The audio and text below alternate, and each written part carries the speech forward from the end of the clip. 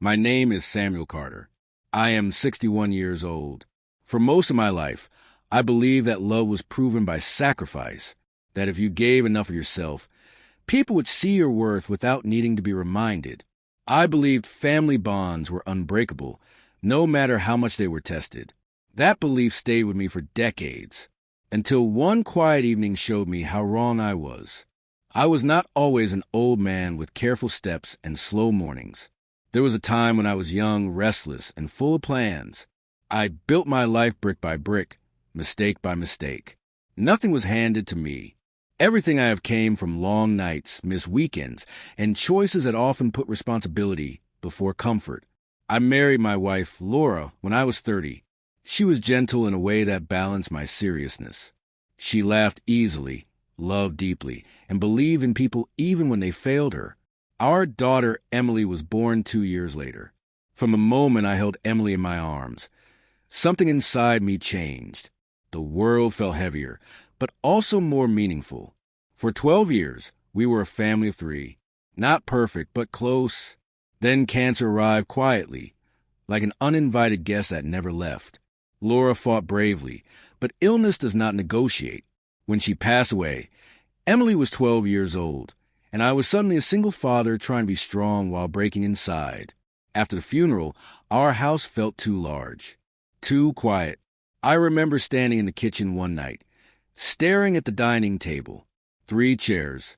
Only 2 of us left. That night, I made a promise to myself. Emily would never feel abandoned. No matter how hard it became, I would be both parents for her. I worked as a financial consultant. The job paid well, but it demanded time. After Laura's death, I took on even more work. I wanted security for Emily, stability, options. I did not want her future to be shaped by loss. I missed school events. I missed vacations. I told myself I would make it up to her later. When she needed tuition money, I paid without hesitation. When she wanted to study abroad for a semester, I supported it. When she doubted herself, I reminded her of her strength. Emily grew into an intelligent, ambitious young woman. I was proud of her. When she married Daniel, I believed my job as a father had been done well. Daniel was charming when I first met him, confident, well-spoken. He talked about success, independence, and building something of his own. I liked his ambition.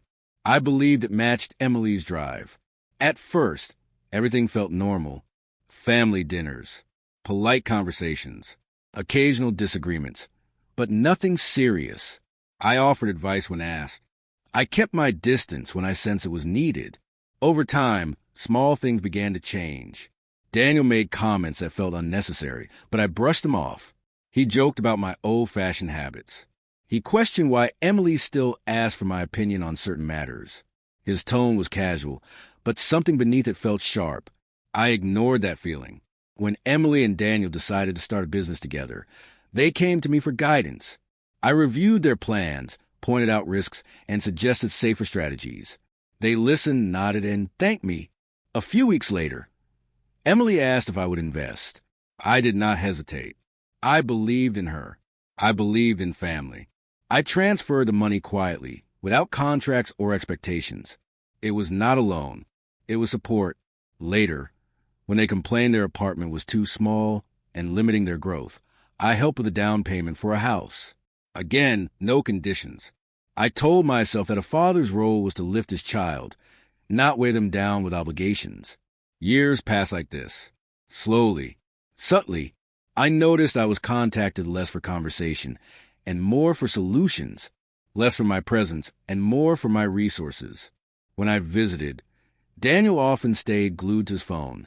Emily seemed distracted, busy, always rushing toward the next thing. I told myself this was normal. Young couples had their own lives. Independence was healthy.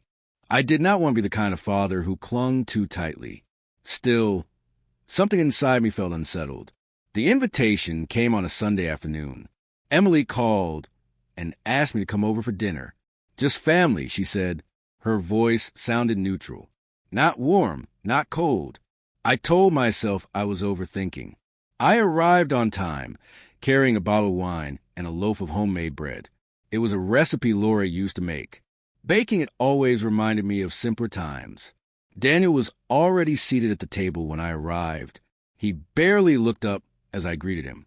Emily smiled briefly, then returned to the kitchen. The atmosphere felt tense, though no one said anything openly. We sat down to eat. At first, conversation was ordinary. Work, weather, small updates. Then Daniel shifted the topic toward finances. He spoke loudly, confidently, as if delivering a lecture.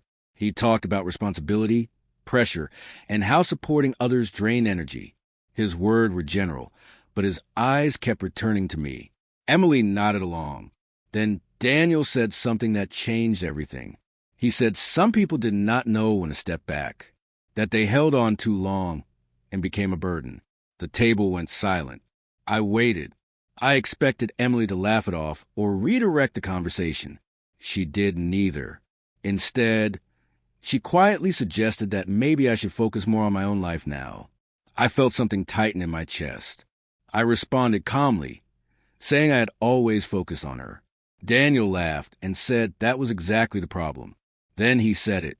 He said I no longer contributed, that I took up space. Emily did not argue. She did not defend me. She looked at her plate. In that moment, decades of sacrifice, love, and silence settled heavily on my shoulders. I did not raise my voice. I did not explain myself. I placed my napkin on the table, said I understood, and walked out. That night, I drove aimlessly for hours. I replayed every choice I had made, every time I had given without asking, every boundary I had never set. For the first time, I asked myself a painful question. Had I taught my daughter that my value depended on what I provided? By morning, I had my answer. I stopped giving, not out of anger, out of clarity. That was the beginning of the end of one life and the beginning of another. The days after that dinner were quieter than I expected. No phone calls, no messages, no apologies. At first, the silence felt heavy, but gradually became clear. It was a sound of distance that had already existed long before I walked away. I returned to my house and began noticing things I had ignored for years. The worn armchair by the window where Laura used to read. The bookshelf filled with books I once loved but never reopened. The kitchen clock ticking loudly in the evenings. I had spent so much time building a life for others that I had stopped living my own. The next morning, I made a decision that would have terrified me years ago. I reviewed my finances. I canceled automatic transfers I had set up long ago. I closed shared accounts. I reorganized everything with one clear principle in mind. I would no longer give where respect did not exist. This was not revenge. It was not punishment. It was self-preservation. 2 weeks passed before Emily called. Her voice sounded strained. She asked why I had disappeared. I told her calmly that I had not disappeared. I had stepped back. She said Daniel felt betrayed, that they were struggling, that things were harder now. I listened. Then I said something I had never said before. I said I was sorry they were struggling, but I was no longer responsible for fixing it. There was a long pause. She accused me of abandoning them. I replied quietly that abandonment is leaving someone without warning. I had been pushed away long before I left. She ended the call abruptly. In the weeks that followed, I learned something unexpected. Peace can feel uncomfortable when you are not used to it. Without constant demands, my days felt empty at first, but slowly they filled with small things. Morning walks, cooking meals without rushing, reading, thinking. I joined a local community center. At first, it felt strange being around strangers who knew nothing about my past, but there was relief in that. No expectations, no roles to perform. One afternoon, I met a man named Henry. He was around my age, widowed, quiet. We talked about life in general. He said something that stayed with me. He said many men confuse usefulness with worth. When usefulness ends, they feel lost. That sentence felt like it had been written for me. Months passed. Emily did not reach out again.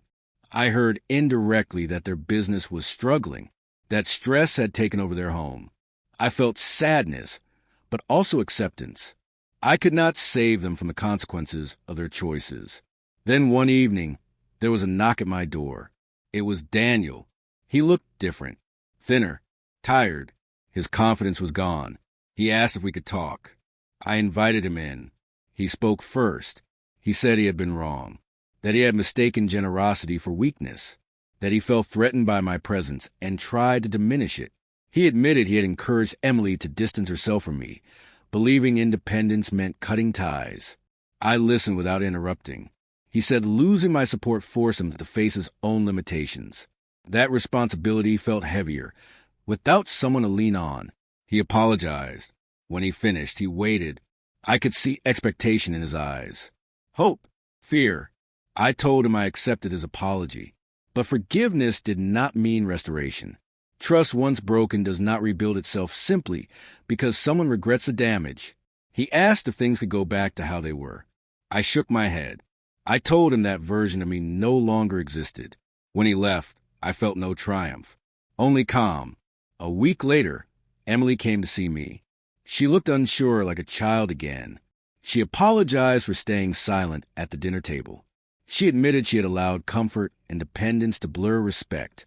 She said she missed me. I told her I loved her. That love had never left. But our relationship would have to change. I would no longer be the safety net that prevented her from standing fully on her own. She cried. I did not. We spoke honestly for the first time in years. When she left, I knew something important had shifted.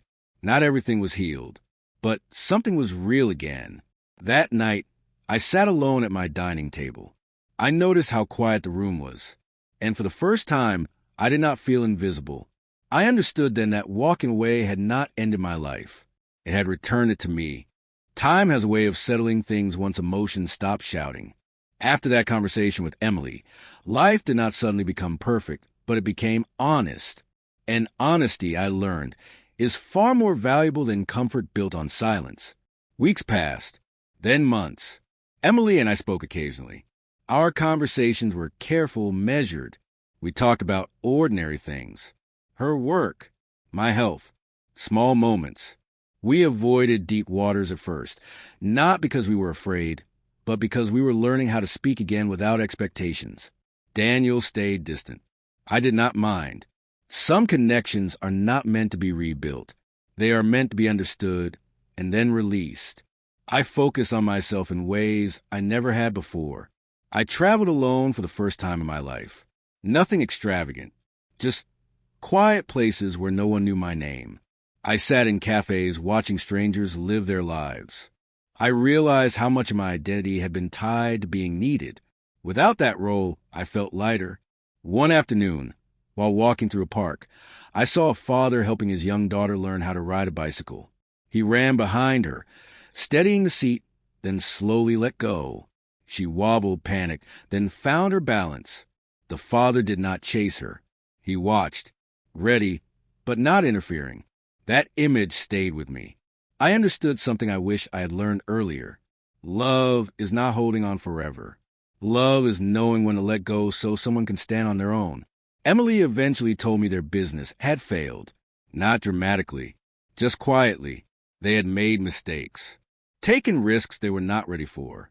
She said losing my support forced her to confront realities she had avoided. She did not blame me. That mattered. She asked me once if I regretted walking away that night. I thought carefully before answering. I told her that regret comes from knowing you chose fear over truth. That night, I chose truth. She nodded. She understood. Our relationship found a new rhythm.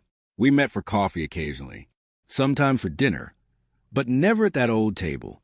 Not because of bitterness, because that chapter was closed. I began mentoring young professionals at the community center. They listened to me not because I was useful to them, but because I had lived. That felt different, honest, balanced. One evening, sitting alone at home, I thought about the man I had been, always available, always giving, always quiet. I did not hate him.